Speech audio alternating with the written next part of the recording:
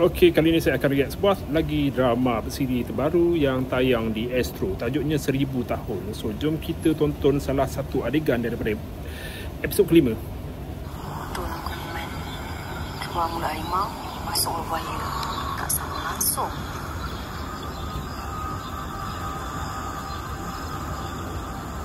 Assalamualaikum.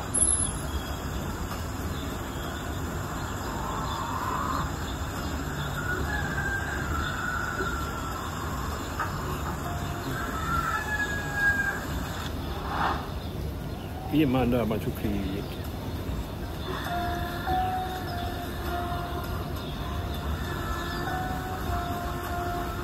Waalaikumsalam.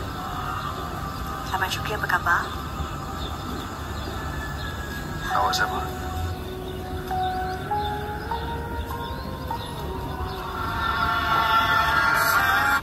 Okey, itu adegan yang menampilkan Iman dan juga Abang Syukri. Bergetar hati Iman bila pertama kali terpandang wajah Abang Syukri di depan. Okey, ceritanya pasal Puteri Iman Suhana atau Iman lakonan apa? Puteri Iman Suhana ni lakonan siapa Emma Mak Embong. Emma Mak Embong lah. Tak nampak macam Emma Mak Embong, lain sikit. Tapi suara tu saya ingatlah suara Emma Mak Embong. So, Iman ni seorang wanita muda yang memberontak, dibesarkan tanpa banyak bimbingan agama bersama Datin Norish, seorang ibu tunggal yang berjaya membesarkan satu-satunya anak perempuannya selepas kematian suaminya. Datin ni siapa? Datin Norish ni, Laila Nasir.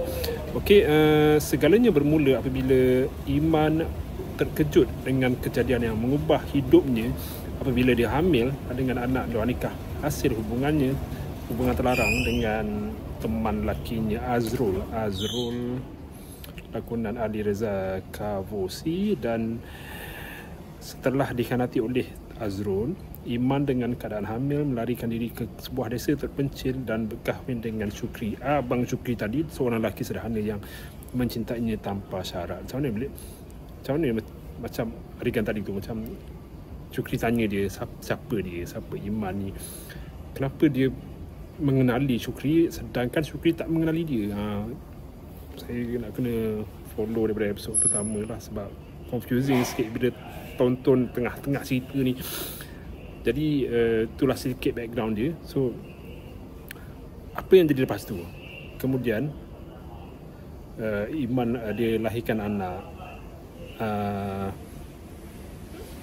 Saya nak teruskan ke tak ni? Takut macam spoil pula. Tapi saya cerita yang awal tu je lah. Saya tinggalkan penonton dekat situ je lah. Kita sambung kemudian. Sekian.